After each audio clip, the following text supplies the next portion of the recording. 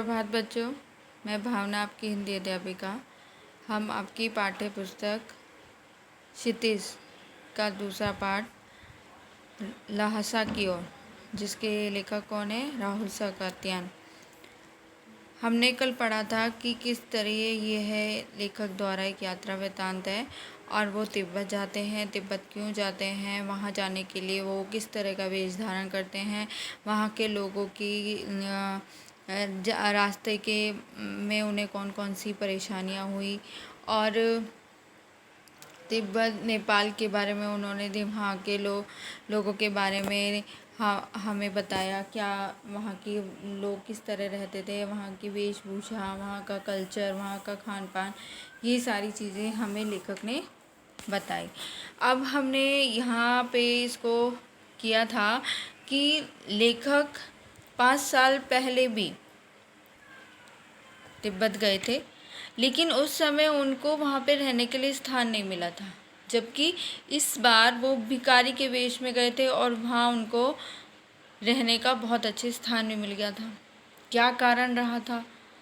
कारण ये था कि जब पहली बार लेखक तिब्बत गए थे तो वो शाम को पहुँचे थे, और शाम को वहाँ के लोग क्या करते हैं, एक नशीला पदार्थ होता है जिसे छंग बोलते हैं, छंग पी के सो जाते हैं, मदहोश हो जाते हैं। तो उनको ये पता नहीं होता कि कौन आ रहा है, कौन नहीं आ रहा, कौन किसको क्या कहना है, क्या नहीं कहना है। तो उस समय उन लोगों को, शाम के समय उन लोगों को किसी भी प्रकार का होश नहीं होता है। और इस बार लेखक समय से पहुंच गए थे, जिससे वहाँ के लोगों ने उनका अच्छे से स्वागत भी किया, अच्छे से उन्हें खातिरदारी भी करी और रहने के लिए बहुत अच्छा स्थान भी दिया। यही कारण था। अब लेखक टांडा है ना, थोंगला पहुँचते हैं, जो एक बहुत ही खतरनाक स्थान है।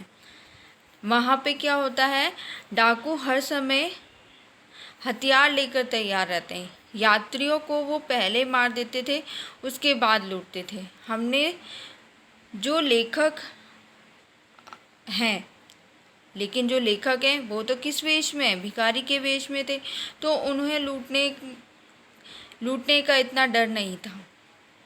जहाँ से भी रास्ते में डाकू जैसे आदमी को देखते तो टोपी उतारकर मांगना शुरू कर देते थे लेखक। अगर उस रास्ते पे जब लेखक गए तो अगर उन्हें कहीं डाकू दिखाई देते तो वो अपनी टोपी उतार के मांगना शुरू कर देते। आगे की चढ़ाई देखकर लेखक बहुत डर गया, क्योंकि आगे की चढ़ाई बहुत ही खतरनाक थी। देखो, सूरज जहाँ कहीं जब वैसी ही सूरज देखते टोपी उतार कर जीभ निकाल कूची कूची एक पैसा कहते भीख मांगने लगते। लेकिन पहाड़ की ऊंचाई चढ़ाई थी, पीठ का सामान लाद कर कैसे चलते। और अगला पड़ाव 16-17 मील से कम नहीं था। मैंने सुमति से कहा कि यहाँ पर लंगकोर तक के लिए 2 घोड़े कर लो, सामान भी रख लेंगे और चढ़ लेंगे। ठीक है। लेखक क्या करते हैं कि सुमति से कहते हैं कि इतनी ऊंची चढ़ाई पे हम नहीं चढ़ पाएंगे और हमारे पास सामान भी है, तो तुम ऐसा करो 2 घोड़े कर लो। तो सुमति ने कहा इस चढ़ाई, उन्होंने क्या किया, 2 घोड़े कर लिए। अगले दिन दोनों में तो घोड़ों पर बैठकर चल दिए। रास्ता बहुत उद्गम था, बहुत सी कठिनाई आई। जब वो ऊपर पहुँचे तो वहाँ का जो नज़ारा था उसको देखकर वह अपनी सारी परेशानी भूल गए। एक तरफ हिमालय की बर्फ़ से ढकी हुई चोटियाँ ही चोटियाँ, और दूसरी तरफ प्लेन जगह जहाँ पर हरियाली ही हरियाली थी। बहुत ही अद्भुत नज़ारा था। वहाँ पहुंचकर दोनों की थकान उतर गई। कुछ समय वहाँ उन्होंने विश्राम किया। उसके बाद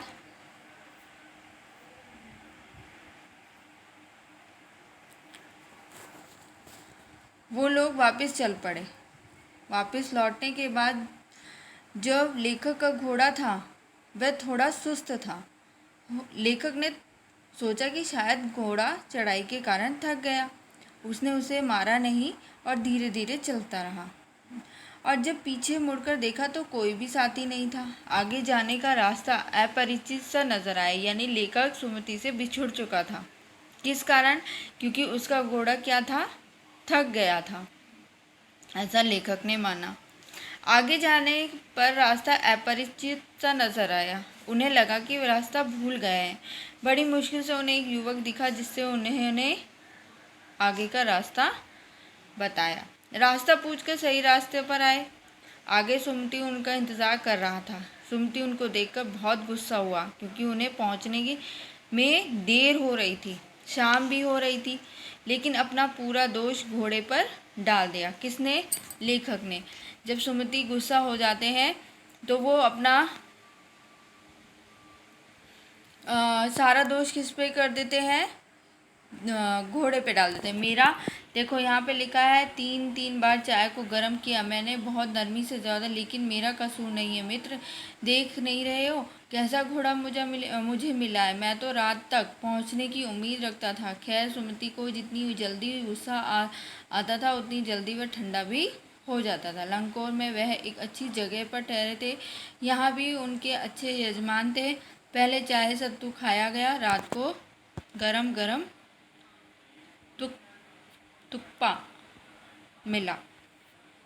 वहाँ की कोई डिश होगी। अब आगे चलते हैं। वो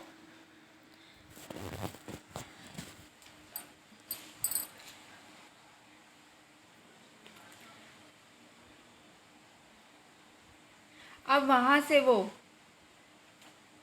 पहाड़ से गिरा टापू सा मालूम था। उसमें दूर एक छोटी सी पहाड़ी मैदान के भीतर दिखाई पड़ती है। उसी पहाड़ी का नाम है तिर्री समाधि गिरी।